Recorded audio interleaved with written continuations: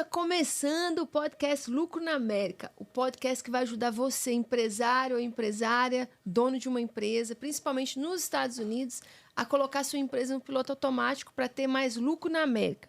Porque a gente acredita que lucro é um veículo para realizar ações para você e para outros. O que você achou, Lô? Gostou da introdução? I'm so proud of you. Gente, hoje eu tô aqui, meu nome é Fernanda, e eu pedi um feedback, por quê? Porque hoje eu também estou fazendo um podcast com uma grande amiga, e eu já tava falando pra ela antes da gente começar que fazer podcast com amiga é melhor, né? Então, vai ser muito, muito divertido. Mas além da minha amiga, hoje eu tô recebendo uma pessoa muito especial, o nome dela é Lohane Romeiro, mas pra gente ela é a Lô. E a Lô, ela é assistente de Project Manager para Delbrook JKS, que é uma das maiores, acho que a maior empresa de construção na área de Boston, não é? Terceira maior. Terceira maior empresa de construção na área de Boston.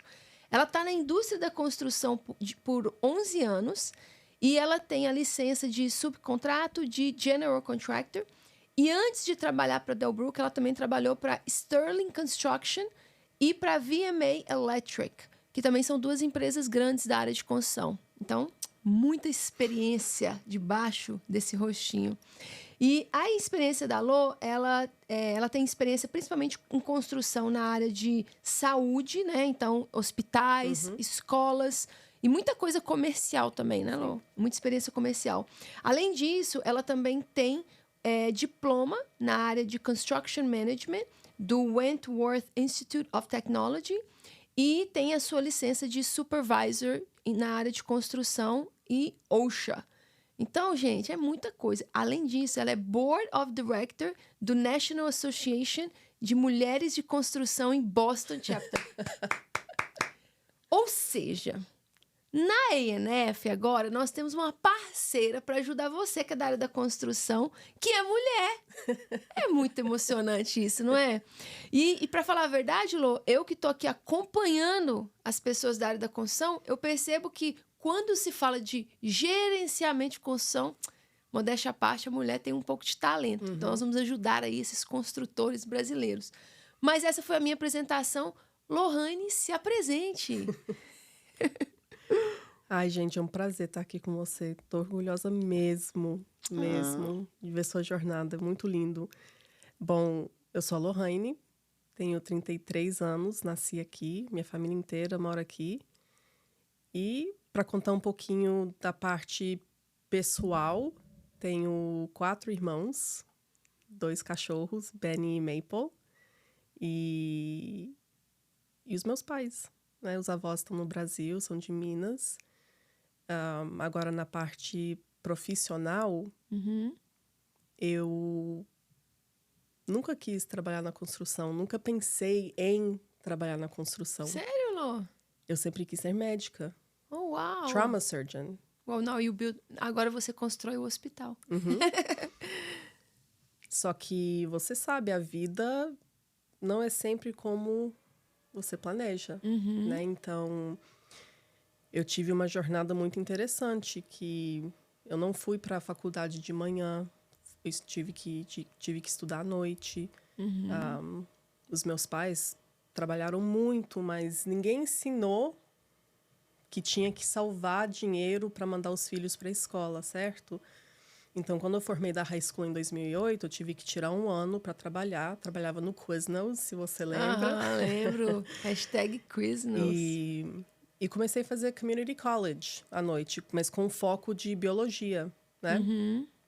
E aí fui fazendo uma aula à noite por semestre, trabalhando e tal, e porque eu não queria endividar, né? Porque a faculdade aqui é muito cara. Isso foi de 2009 até 2012. Eu achei um emprego com a VMA Electric. E ali era um emprego aleatório, só para ter um trabalho mesmo focando na área de biologia. E ao decorrer do tempo, o meu patrão lá, o Victor, ele foi me ensinando a desenhar o trabalho da parte elétrica. Ou seja, eles faziam custom homes, né? Casa para o super milionário. Aí ele pegava as plantas da parte elétrica, que não tinha nada desenhado, e ele sentava ali comigo, aqui a tomada, as luminárias, os switches, tudo. E dali surgiu uma curiosidade maior para a construção. E ele, sabendo que eu estava estudando biologia, um dia ele chegou para mim e falou: ao invés de você seguir esse caminho, que talvez não dê certo, né? Porque é difícil. Uma jornada longa. E vai te custar pelo menos $250 mil. Foca na área que você tem sucesso, porque você é muito boa nisso. E ali deu um clique para mim, sabe? Aí deu 2019, eu achei o Construction Management da Wentworth, que é em Boston. Apliquei, fui aceita e continuei estudando à noite. E depois de 14 anos de faculdade, eu formei em abril do ano passado. Que legal. Isso é a jornada da faculdade, dos estudos. Aí, na elétrica, já não estava fazendo mais sentido, né? Se eu estava estudando para ser Construction Manager, eu tinha que focar no Construction Management, que é a construção geral, certo? Aí, de lá, eu conheci a Sterling Construction. Aí, da Sterling Construction, abri uma porta para trabalhar na Delbrook. E tô lá desde então.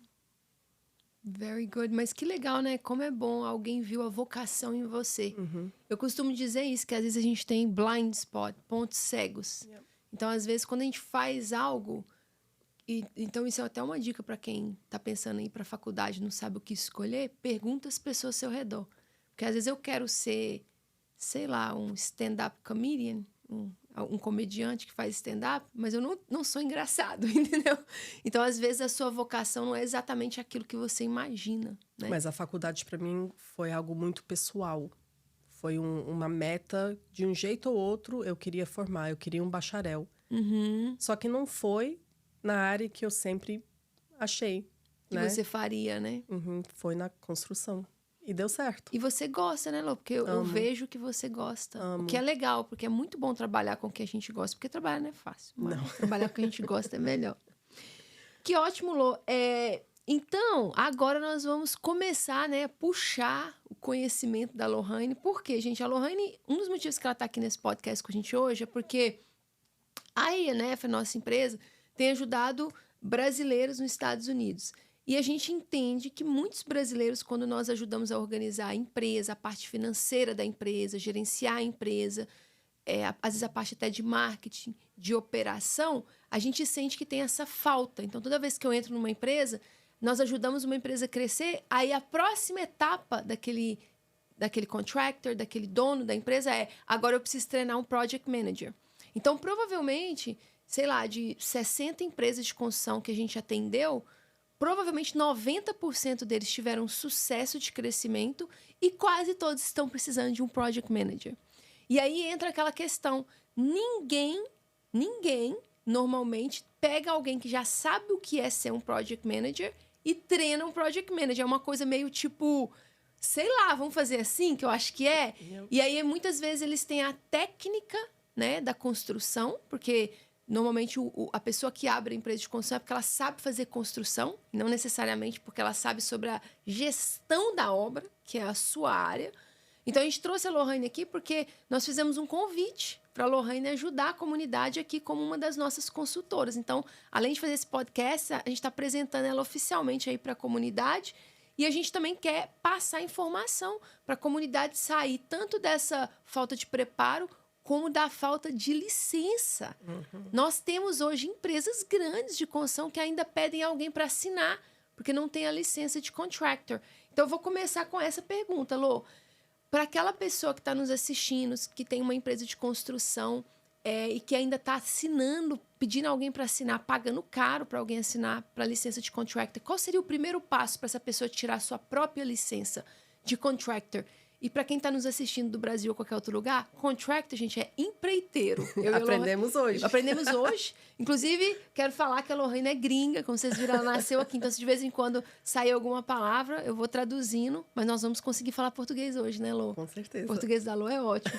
Então, Lô, tô aqui, Lohane, meu inglês é mais ou menos, eu me sinto inseguro, não fiz o teste, não fiz nada. Por onde eu começo com esse processo de virar um verdadeiro empreiteiro, um verdadeiro contractor na América?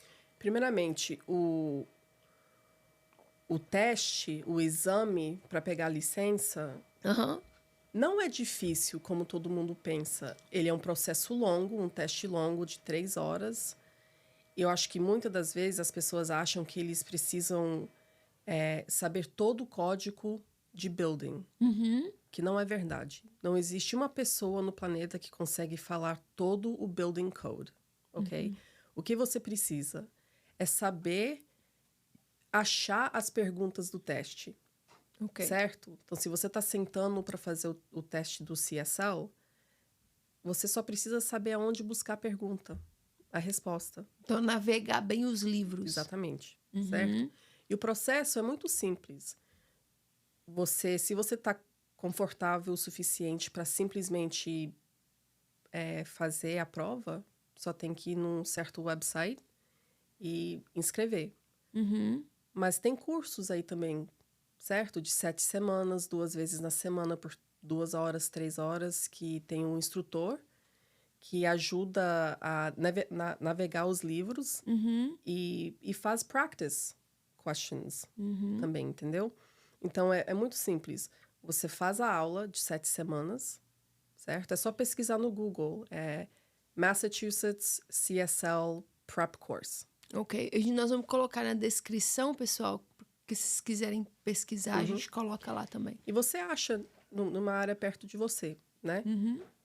Faz as aulas, passa rapidinho, né? Investe nas aulas, compra os livros, certo? Faz a inscrição para fazer o teste. O porém, se você é uma pessoa que nunca trabalhou na construção, que não tem pelo menos 3 anos de experiência, você precisa de alguém que assine uma carta falando: eu, fulano de tal companhia, trabalho com a Fernanda há 5 anos, ela tem experiência, tem que assinar provando que você tem experiência na construção. Isso é uma parte da aplicação do Estado, Entendi. certo? Então, você faz as aulas, você tem que mandar uma aplicação para o Estado, né?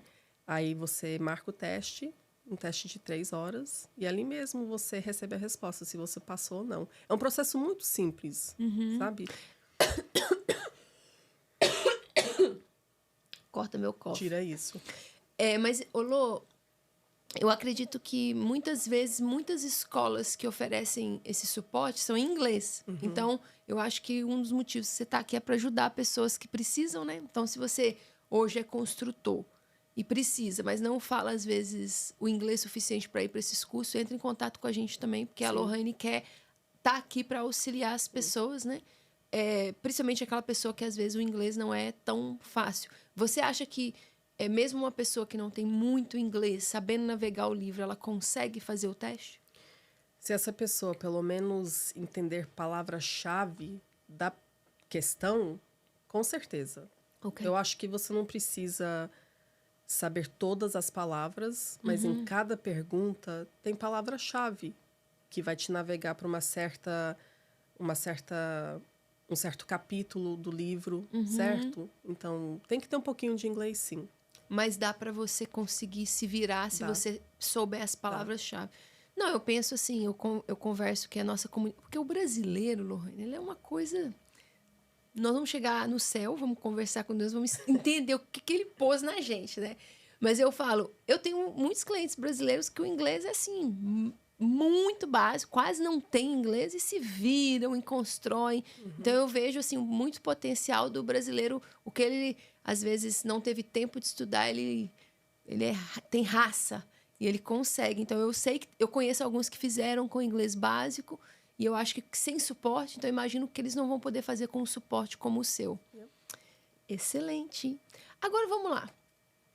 Lohane, quero ficar milionário.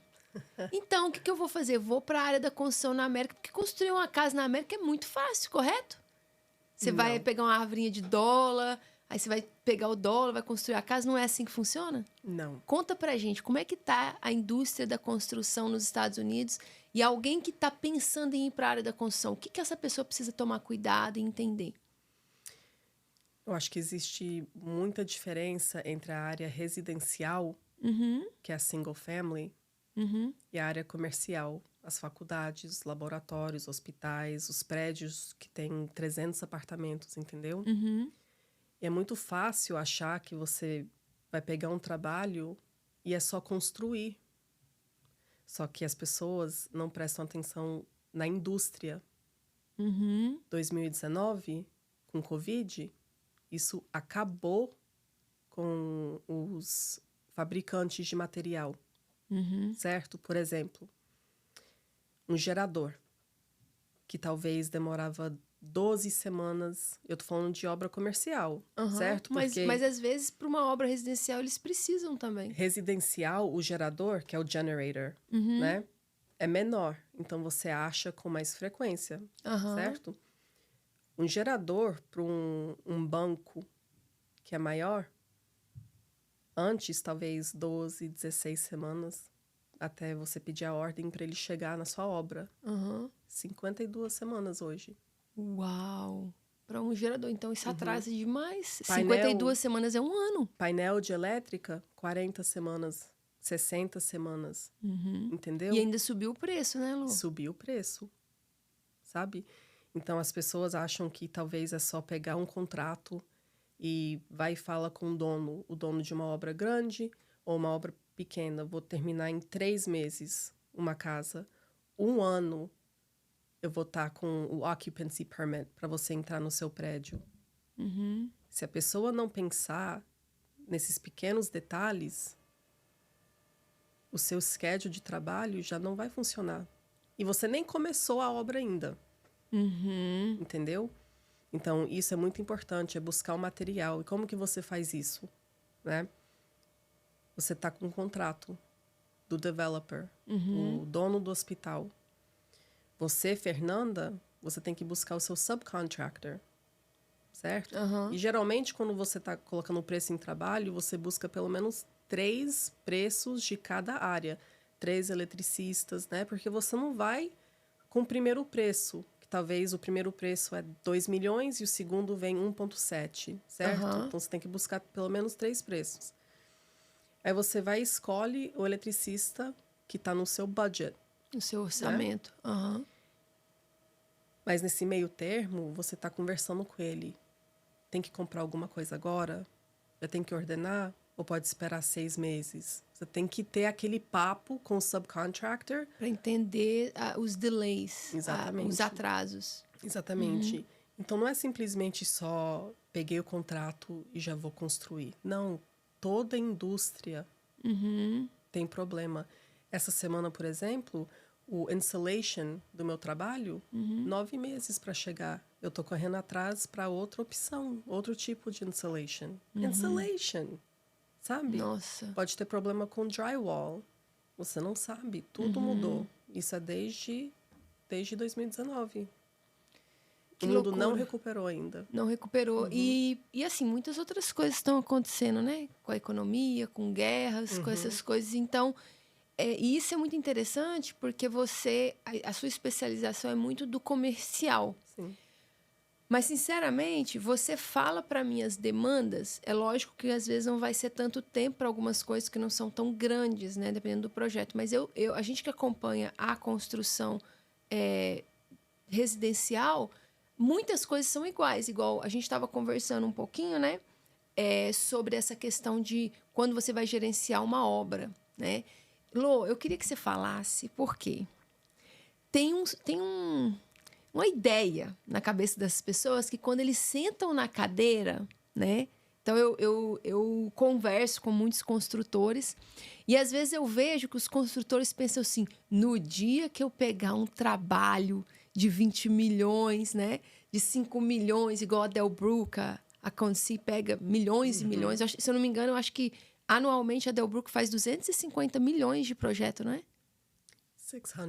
600... Desculpa. A Delbruck faz 600 milhões de dólares por ano de projeto. Então, eu percebo que os construtores, às vezes, pensam, nossa, quando eu pegar um projeto, né? Vamos supor, eu imagino que um single project deles deve ser 100 milhões, né? No dia que eu pegar um projeto de 100 milhões, eu vou ser, uau, rico, porque 100 milhões de dólares é muito dinheiro. Qual que é a margem de lucro de empresa de construção comercial? De 3 a 5%. Ok, gente? Então, em primeiro lugar... Se você gerenciar bem. Bem, ok. Muito obrigada. Ou seja, se você quer entrar na área da construção e você quer pegar projetos maiores, entenda que quando são bem feitos, né, Lô? Projetos bem feitos. E outra coisa, você não quer ser a pessoa que faz um projeto mal feito. Porque quanto maior é o seu risco, né? E aí você vai ter que gerenciar muito bem para tirar de 3 a 5%. É isso que às vezes eu explico para as pessoas. Por quê? Você tem o tempo, a vocação, a habilidade para gerenciar projetos muito grandes? Porque se você não tiver, às vezes é melhor você pegar um projeto menor, que às vezes você consegue equilibrar uma margem de lucro maior. Com certeza. Faz sentido? Com certeza. Porque fala um pouquinho pra gente, por exemplo, quando você pega... A gente estava conversando, quando você vai pegar, né? Então, as empresas grandes, elas vão pegar um bid, por exemplo. Elas estão competindo por preço, correto? Oh, yeah. E ali, naquele momento que elas estão competindo por preço, você estava falando para mim, e eu gostei muito disso, Lô. Fala a diferença da estimativa que eles dão para as empresas, como vão fazer, por exemplo, um hospital para o Mass General, e do orçamento, do planejamento. Ok. Fala pra gente sobre Vamos isso, lá. porque, para falar a verdade, não é só para a indústria grande. É exatamente o que nós explicamos na consultoria para as empresas menores. Mas eu queria que você falasse, porque eu acho que as pessoas têm a ilusão que quando o projeto passar de milhões, que não tem que se preocupar com isso. Então, conta pra gente a realidade. Começar do estimating, então, né? Ok. Eu vou voltar para o hospital, certo? Você é o potential client Cliente em potencial. da UMass. Sou do Hospital de Massachusetts. Isso. Ok. Aí tem a Delbrook, tem a Consigli, outra construtora, tem a Turner, né? Vamos colocar 3. Os 3 competindo para ganhar esse contrato, Ok. certo? Primeiro passo, se você é o construtor. Obviamente, você tem que ter todos os documentos do trabalho. As plantas, os specifications, certo? Que vem do engenheiro e do arquiteto. E você tem que ler tudo e entender o que o trabalho é. Certo? Não é só jogar um preço num trabalho. Você tem que entender o que vai ser construído, né? E quanto mais detalhes, melhor, né, Lô? Sim. Então, você tem que, ali, aprender a construir o trabalho no papel. Ok. Durante aquele tempo de estimating, certo? Aí você começa. Tem trabalho de concreto? Tem. Busca 3 companhias, pelo menos, para te dar um preço. Essa é a chave. 3 companhias para qualquer divisão, qualquer trade do trabalho. 3 preços. Porque você não quer o preço mais baixo. Porque se você tem um que deu um quote de 1 milhão e o outro deu de 2, o que o de 1 tá faltando? Muito bom. Entendeu? Então, geralmente, você pega 3, o mais baixo, é claro que você vai olhar no quote todo. Talvez o mais baixo é uma companhia menor, não tem o overhead alto. Eles conseguem fazer o trabalho, tem o labor suficiente para fazer o trabalho, mas os custos da companhia faz com que o preço Fica daquele jeito. fica daquele jeito. E talvez o preço mais alto é o opposite, né? Tem um custo mais alto.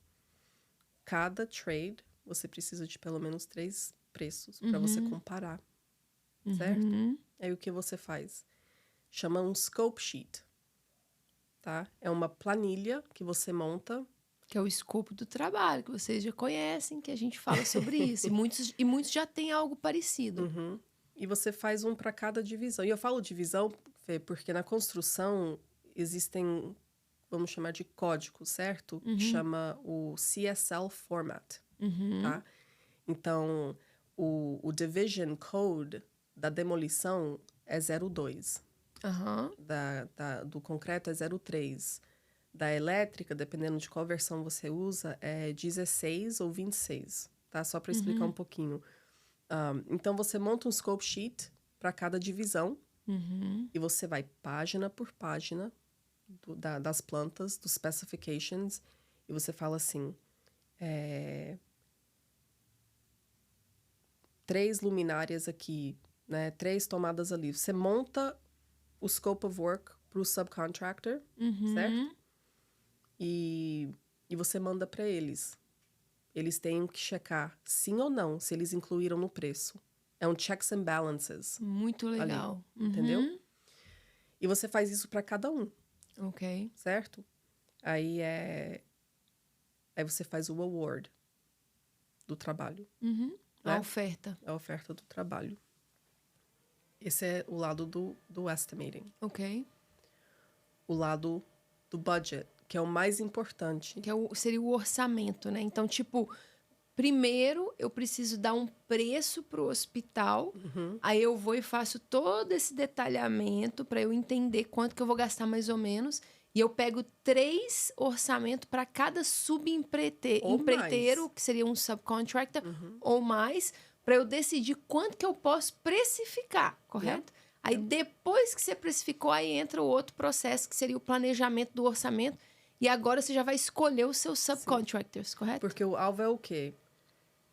Você quer ganhar o trabalho, certo? Se você, como a companhia, tem o preço mais alto, você vai perder. Você vai perder. Então, você quer um preço mais ou menos, mas tem que ter tudo incluído, o melhor preço. Você quer o melhor preço. Mas bem organizado, para você não perder dinheiro. Isso. Ou seja, eu não posso chegar e falar assim, nossa, é um projeto de 3 milhões, vou pegar porque com certeza eu vou ganhar dinheiro. Não funciona assim, não. I wish.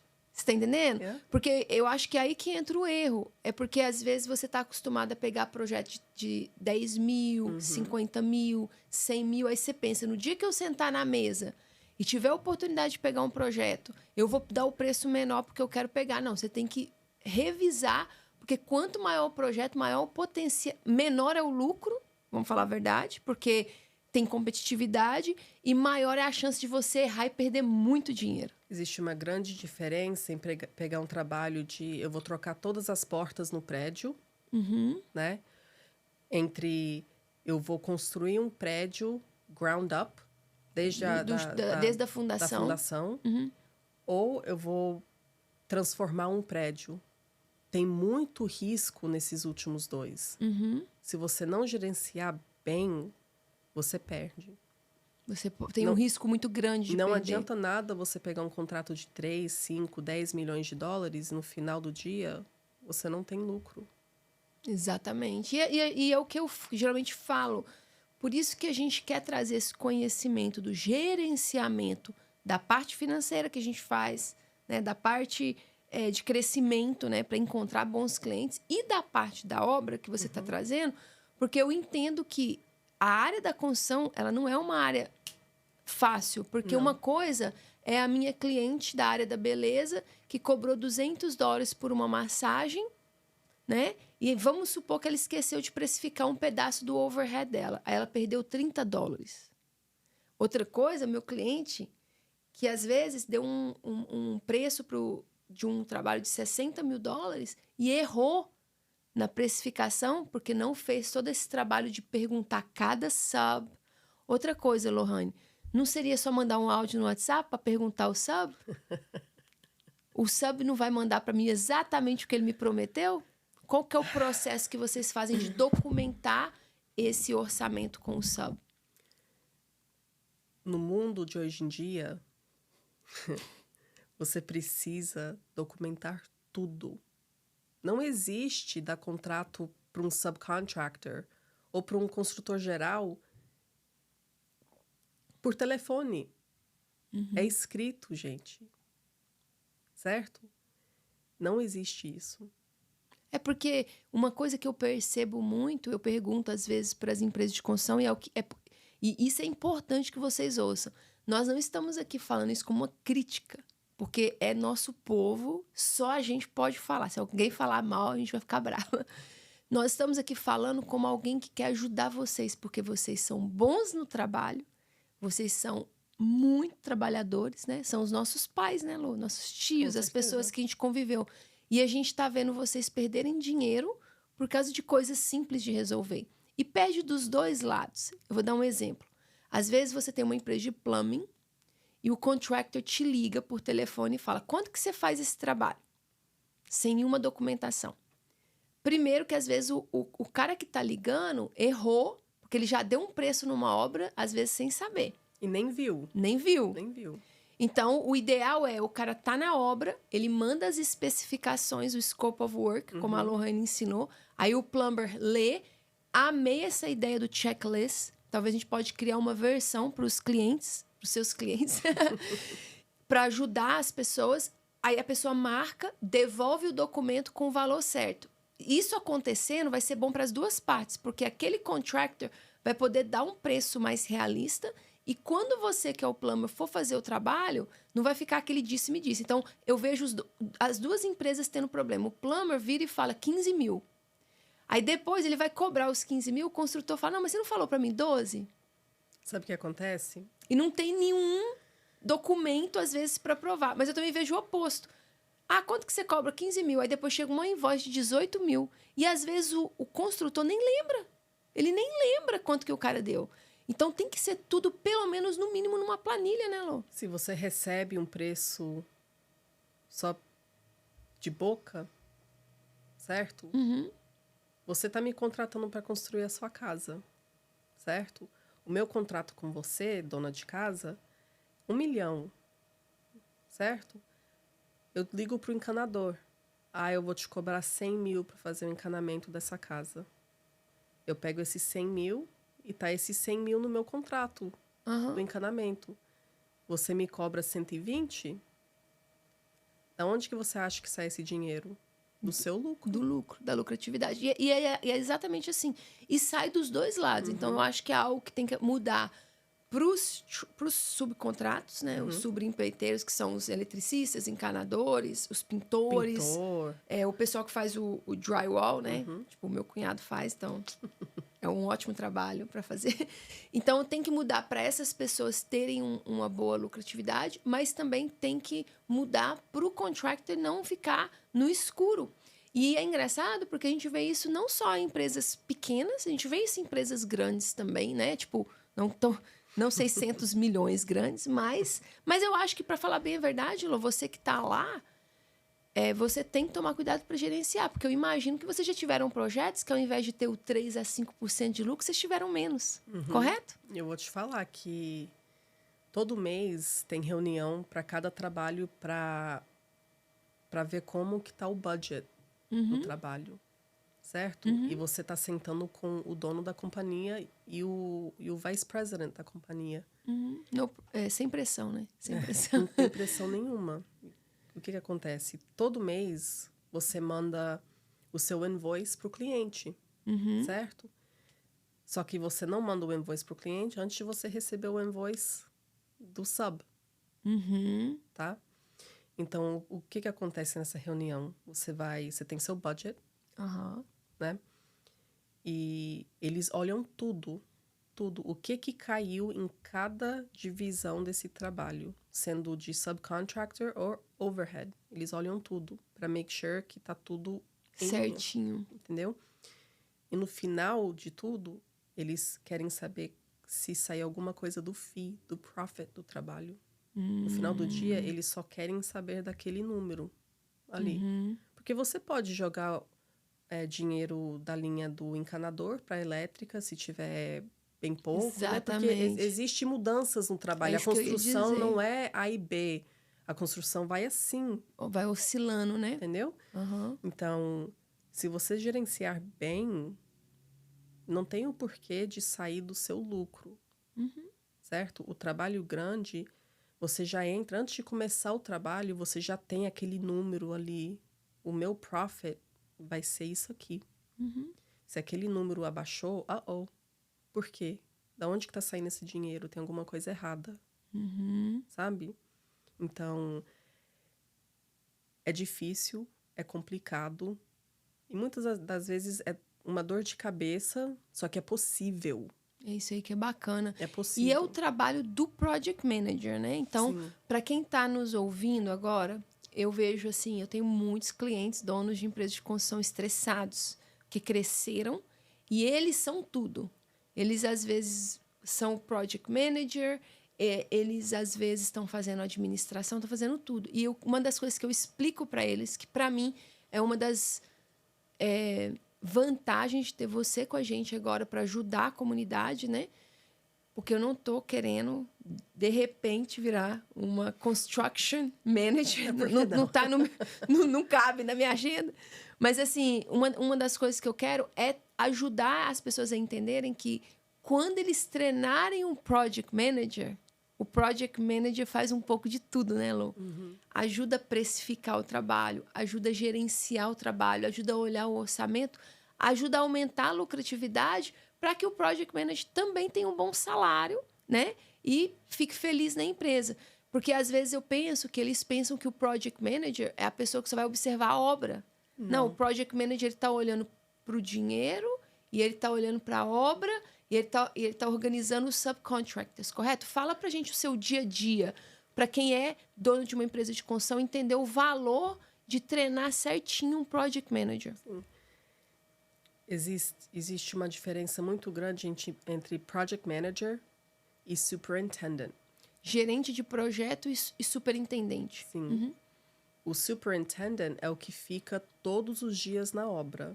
No Brasil seria tipo mestre de obra, né? Sim, exatamente. Esse é o que está construindo. Ele não está ali com o martelo, né? Mas ele que está gerenciando todos os subcontractors do dia ali. Ele que está physically construindo. O project manager não precisa ter todo aquele conhecimento de construção que o mestre de obra tem. O project manager só precisa saber um pouquinho de tudo. De cada área. Sabe? E precisa saber construir no papel. Tá? Se eu estou aqui com uma planta de um trabalho inteiro, da parte do arquiteto até a parte do encanamento, se eu estou indo página por página, eu entendo o que está acontecendo? Mesmo se eu não entender, eu sei aonde buscar informação, eu tenho conexões, eu tenho um relacionamento bom com o meu subcontractor, que eu posso perguntar, aqui, eu não entendi o que é isso. Entendeu? Então, no papel, o project manager é isso.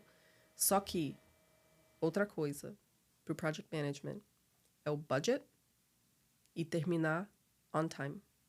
Terminar no horário, ok. São as coisas mais importantes do project management. Porque se você sai fora do seu orçamento, você perde dinheiro. Se você não termina a tempo, você perde dinheiro. Ok. Tá? Então, o meu dia a dia, eu falo assim que é babysitting um pouco.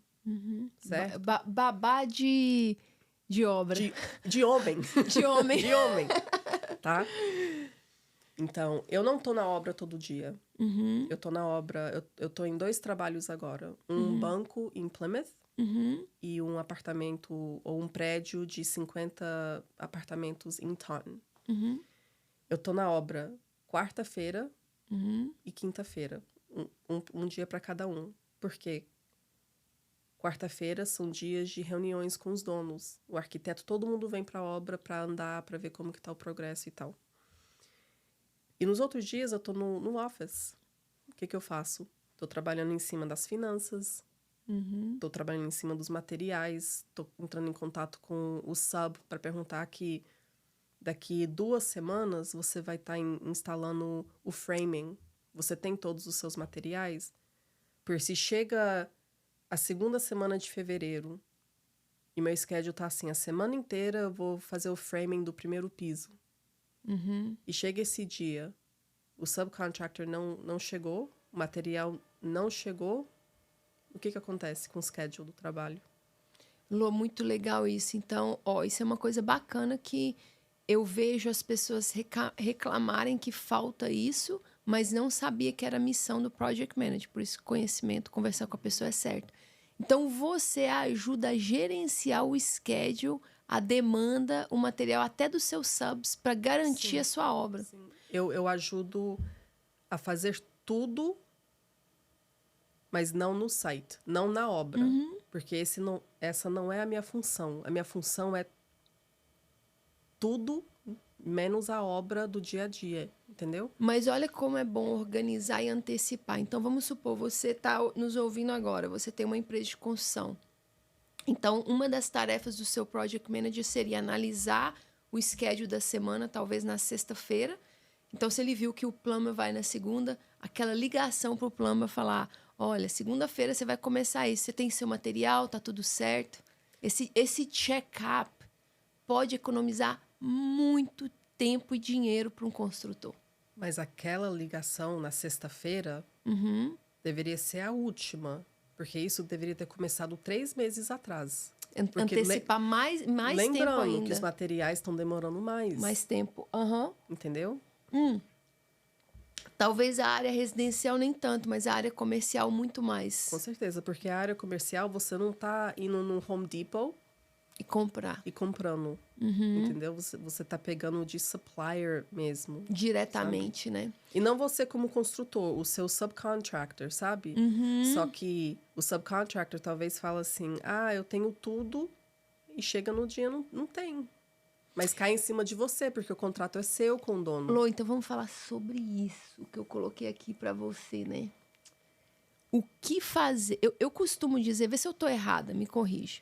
Eu costumo falar para os meus clientes de construção assim, os seus colaboradores não são só essas pessoas que estão aqui na sua empresa. Cada sub é seu colaborador. Porque no final do dia a responsabilidade é sua. Então, eu já tenho alguns construtores que ajudam os subs até a organizar a empresa. Porque se a empresa do sub for desorganizada, vai afetar a dele. Você concorda com isso? 100%. 100%. Porque você tá ali, você é o construction manager, né? E você depende desses profissionais. Então, se tem falha em qualquer profissional da sua obra, a falha é sua também. Você vai sofrer com aquela falha. Entendeu? Então, o que você pode fazer para ajudar? Por exemplo, se é uma companhia meio desorganizada, que talvez não sabe muito sobre a prática de safety, de construção. Segurança. Faz um curso de OSHA 10 hours para eles. Pega um sábado, traz todo mundo. Tá aqui, tem um representante da nossa companhia, que é expert em seguridade, né? Tá aula de 10 horas da OSHA. Para poder ajudar, né? E é engraçado, porque eu ia falar sobre isso, sobre a segurança, né, Lô? Fala um pouquinho pra gente, porque eu acho que o alvo de toda empresa é crescer, né? Eu costumo dizer, na verdade não sou eu que falo, mas o PD, né? Ali da Connect, que eu gosto muito dele, ele fala assim, coisas saudáveis crescem. Então, o alvo das empresas é só crescer. Então, eu penso assim, se você quer crescer, a segurança tem que começar de pequeno. Então, fala um pouquinho pra gente como é importante essa parte da segurança aqui nos Estados Unidos e de algum dos riscos, né? O job safety, né?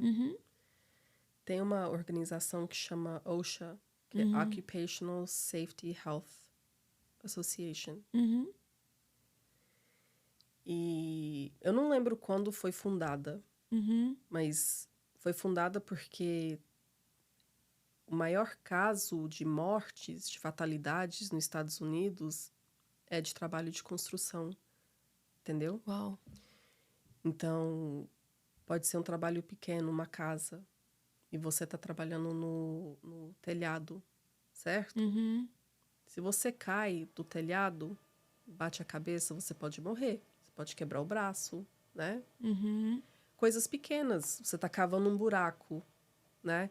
Na fundação, vamos supor. Você vai instalar um elevador no futuro, certo? Aquelas paredes podem fazer assim, ó.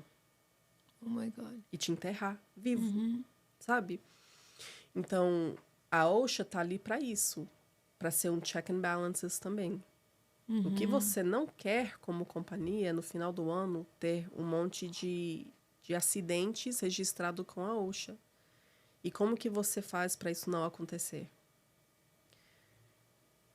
Todo empregado da sua companhia que trabalha na área da operação, certo? Porque se você for uma companhia grande, você tem o seu departamento de contabilidade, você tem o seu departamento de estimating, né?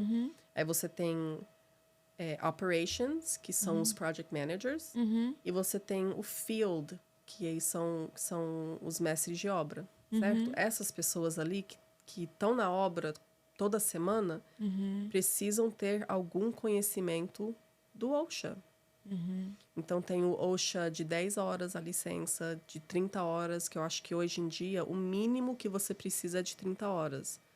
Geralmente, quem tem de 500 horas são os que dão aula ou os que trabalham só no departamento de safety da companhia. Entendi.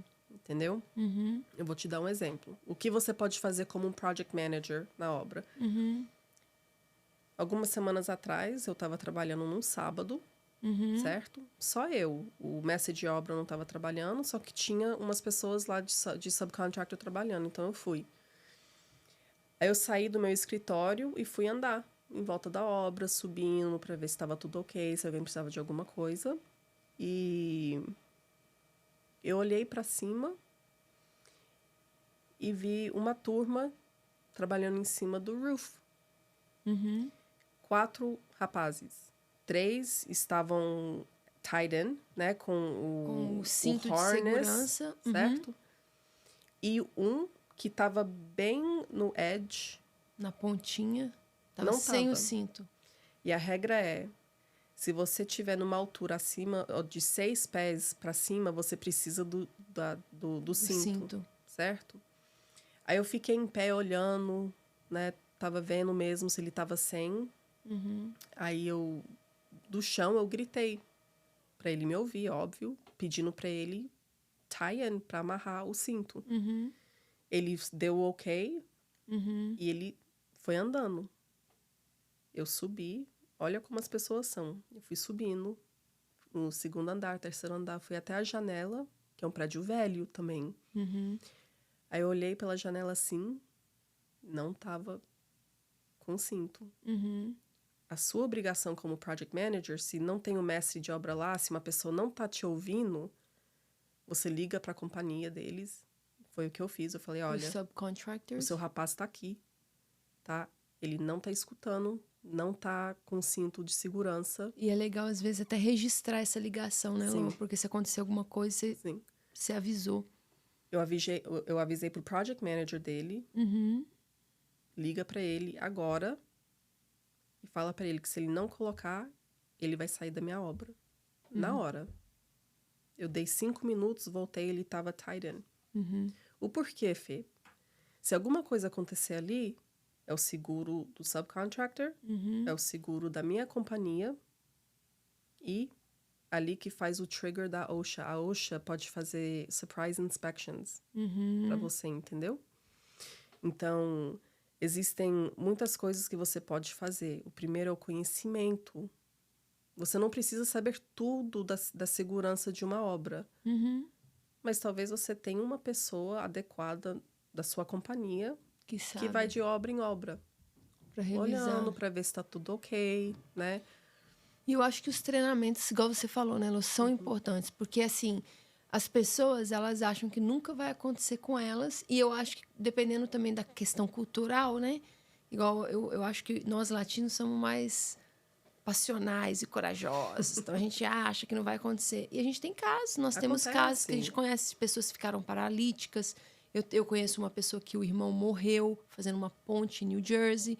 Então, problemas acontecem. E você falou, uma das áreas, e se eu não me engano, até hoje, né? É uma das áreas que mais morre pessoas, é a área da construção, em acidente de trabalho. Então, ali é uma organização que não tá ali para te prejudicar, tá ali para ajudar. Mas eles têm regras, né? Porque o seu alvo como um funcionário, uma companhia, é no final do dia você ir para casa. Não ir para o hospital. Exatamente. Entendeu? Então, se a companhia focar nisso, na segurança do empregado e falar assim, a nossa função é, no final do dia... Mandar as pessoas para casa. Ir para casa. Tanta coisa, hein, Lô? Agora, vamos falar para a questão da otimização de tempo, né? Então, eu sei que um dos motivos que as obras, às vezes, não dão lucro é porque... Não tô dizendo que as pessoas ficam muito no celular. Mas talvez, né? Hoje a gente tem muitas distrações nas obras e acaba que um projeto que era para sair em 7 dias, sai em 14 dias. O que você faz como Assistant Project Manager, ver os Project Managers fazendo, a Delbruck fazendo, para otimizar a gestão de tempo nos projetos? Comunicação. Eu vou te falar por quê. Todo projeto que a nossa companhia tem, tem um template, vamos supor. Tipo um exemplo, né, de algo. Toda segunda-feira tem reunião do nosso time. O time desse projeto específico. E ali vão todos os subs? Não, ainda não. Ok. Eu só tô te dando um exemplo. Na segunda-feira, 1h, eu, o Project Executive, que ele é o chefão, tá o mestre de obras e tá o meu Project Manager. Senta todo mundo, vai no schedule, olha no procurement, que é a busca dos materiais, certo? E vê se tá tudo em dia. Primeira coisa. Na quarta-feira, tem outra reunião com os project managers dos subcontractors. Good, ok. Ok? E aí, nesse mesmo dia, tem a reunião com os donos e tal. Eu falo isso por quê? Porque você tá ali como mestre de obras, olhando todo dia o progresso do trabalho, certo? Mas você não tem olho atrás da sua cabeça, você não sabe o que tá acontecendo. E eu acho que o problema não é ficar no telefone e tal. Porque eu, por exemplo, eu fico o dia inteiro no telefone, mas por outros motivos. Eu tô ligando pra subcontractor, pra não sei quem e tal. Então, a comunicação é o mais importante, porque você tem que virar pro subcontractor e falar assim, aqui, você tinha que ter terminado esse banheiro, esse encanamento, ontem. O que aconteceu? Entendeu? Então, como project manager, como mestre de obra, como construtor, não é só você estar sentado ali, só olhando para ver se... Você tem que estar em cima, você tem que todo dia, toda semana, estar com o seu time, olhando o schedule de trabalho. É a comunicação com todo mundo.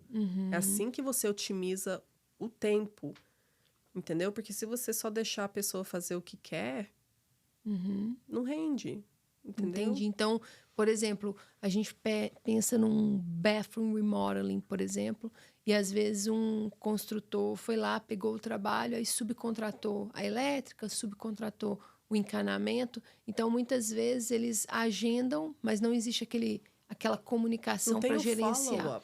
É até uma ideia muito boa. Eu acho que alguém que está nos ouvindo, talvez, criar esse hábito de ter uma reunião. E eu sou acostumada, né? Eu gosto de reunião rápida, objetiva, né? Eu gosto muito do mundo de tecnologia, porque eles criaram os stand-up meetings, né? Tipo, 10 minutos a gente já resolve. Eu acho que às vezes é uma coisa simples, tipo, parar 10 minutos e entender o que está acontecendo, né? Então, pode ser uma tarefa que o Project Manager faz, de fazer a reunião, ou às vezes uma empresa até menor pode ser uma coisa até da secretária, né, Lô? Tipo, de ligar, de saber o que está acontecendo, de passar pro dono da casa. Mas olha que interessante, né? Como a gente tem bons exemplos. Eu atendi uma empresa essa semana, ontem, sexta. E assim, eu atendo várias empresas, mas essa empresa, ela tinha livros de reviews no Google. Então a pessoa escrevia assim, cara, essa pessoa foi limpo, foi no tempo, fez tudo certinho. E aí eu tava conversando, né, com a líder da empresa e tava falando, cara, você entende que as pessoas não escrevem review assim, né? Que a sua empresa é excepcional. Aí ela explicou para mim, ela falou, Fernanda, pra gente é muito importante a comunicação, a pontualidade. E o que acontece? É uma empresa que tá ganhando. Isso, Lô, eu acho que é um dos motivos que você tá aqui para nos ajudar. Porque eu percebo, ok? Que os brasileiros chegam, para quem está nos assistindo de outro lugar do mundo, os brasileiros estão chegando na América desde a época de 70. Então, eu não sei se seus pais já vieram na época de 80. 80, né? O meu padrasto em 82, meu pai em 86. Então, o brasileiro está aqui há muitos anos. Só que eu acho que muitas vezes o brasileiro acabou dando o seu jeitinho e nunca saiu do jeitinho. Então, eu encontro empresas hoje que têm 40, 30, 20 anos que não tem nenhum processo. Não tem processo para gerenciar a obra. Então, eu costumo dizer assim que vive na esperança. Eu espero que ninguém tenha um acidente. Eu espero que dê dinheiro. E viveu uma época da América diferente, né, Lô? Uma época que o material era barato. Uma época que talvez empresas de construção tiravam 8% de lucro. Ou mais, Porque a gente tem acesso ao benchmark de todas as empresas, tipo, 200 mil empresas de construção na América, e a gente consegue ver os anos passados e o lucro era maior. Então, assim, você pega hoje e compara com o passado, tem práticas que tem que ir embora. Então, o que eu estou observando? Existem pessoas chegando do Brasil agora recente, com a mentalidade aberto para implementar esses processos, como essa moça mesmo, que ela não deve ter 3 anos de empresa, e elas estão tomando o mercado das pessoas que tinham muito tempo, porque as pessoas que têm muito tempo não querem inovar. Então, olha para você ver. Eu estava conversando com uma pessoa que trabalhava para uma empresa que faz casas. Então, a gente está falando de uma empresa que levanta casa do chão, condomínios. E ela falando para mim que essa empresa fura buracos sem revisar se pode furar. E várias vezes tem inundação. Então, você pensa, como que você tem uma prática dessa? Aí, o que vai acontecer, Lô? Isso traz custo da obra, acaba com a lucratividade, impede essa empresa de crescer. Aí chega uma empresa no mercado como a dessa menina, toda organizadinha, buscando informação. Ela veio fazer a consultoria, provavelmente vai sentar com você para melhorar ainda mais a progressão do Project Manager. Aí essa empresa pega o mercado. Aí, às vezes, o brasileiro que está aqui há muitos anos, que não quis inovar, que não quis melhorar, fala assim, ué, mas o que está acontecendo? Estão roubando o meu mercado. Não, eles não estão roubando seu mercado, porque você fez muita coisa desorganizado. Você correu muitos riscos e o país mudou. Tô doida? E sem contar que esses riscos pode ter um baita de um processo, né? Sem falar dos processos. Nem vou entrar nos processos. Mas você concorda? Você vê uma resistência maior das pessoas que estão aqui há mais tempo? Que são as pessoas mais velhas. Got away with it. Né? Tipo, fez e ninguém viu. Então, parece que não quer sair daquele lugar. O mundo mudou, Fê. Entendeu? A tecnologia, toda a tecnologia que a gente tem hoje, às vezes é ruim, né? Porque tira esse one-on-one, né? Mas é muito bom para trabalho. Exatamente. Para organização de uma empresa. Entendeu? Tem muitas ferramentas, né, Lô? E no final do dia também você precisa de uma equipe boa. Não adianta ter todos os processos, todas as ferramentas, se você não tem uma pessoa qualificada, uma pessoa boa trabalhando com você, uma pessoa que não está aberta à mudança, entendeu? Que eu acho um red flag, sabe? E como um dono de companhia, você tem que delegar, eu acho que é a palavra. Delegar. Você não pode fazer tudo, entendeu? Você não cresce desse jeito. Se você é um dono de uma companhia de construção, você precisa de um project manager, você precisa de um mestre de obra, você precisa de um contador, de uma secretária. Todos ali têm uma função, entendeu? E é muito importante treinar cada um para fazer a sua parte. Exatamente, ter tudo bem organizado, né? E é isso que nós vamos... a gente chama de Standard Operating Procedure. Entendeu? Padronizar tudo. Isso, porque a companhia... Chega outro project manager, você tem 10, chega mais 5. Cada um vai fazer do jeito que está escrito no padrão da companhia, mas coloca o seu jeitinho, entendeu? Porque cada pessoa tem personalidade diferente, Exatamente. Né? Então, é isso. Very good, Lô. Bom, Lô, agora, geralmente, a gente sempre termina, assim, né? O podcast fazendo uma pergunta profunda, assim, para conhecer mais a Lohane.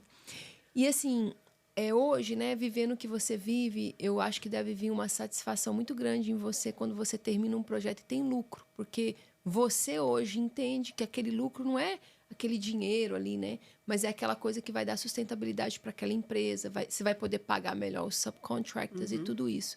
Então, na sua vida, assim, né? O que significa, assim, lucro para você? That's a tough one.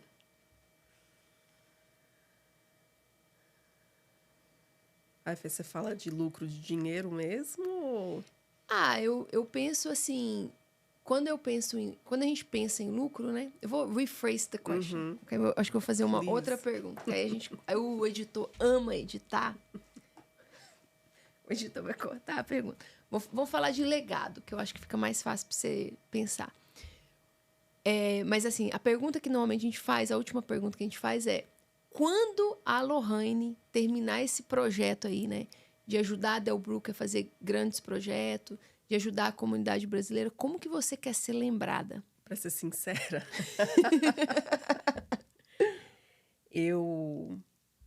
Você sabe, eu não gosto de contar meus sonhos pra qualquer pessoa, entendeu?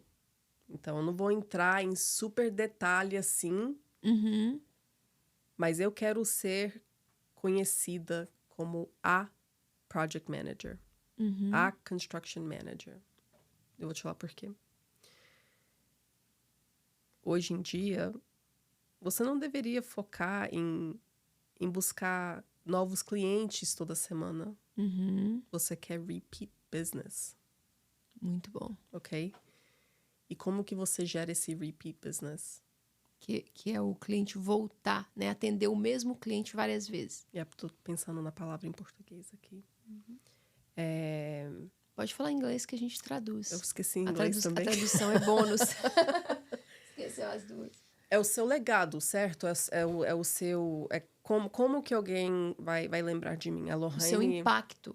Isso, a Lohane é uma pessoa sensível, uma pessoa que tem empathy, uma pessoa que sabe conversar, uma pessoa que, quando o mundo em volta tá estressado, na obra ela tá calma. É isso que eu quero. Eu quero que um dono, um arquiteto, um engenheiro chega pro meu patrão e fala assim: eu quero ela na minha obra. Ela soube direcionar todo mundo. Eu trabalho em cima disso todo dia, entendeu? Porque o mundo da construção é estressante. Sabe? Então, eu não vim de um legado de construção. Eu tô criando um legado para mim, para minha família um dia. Entendeu? E eu quero ser a construtora. This was good. I like that. Foi bom, Lô. Muito obrigada por estar aqui com a gente.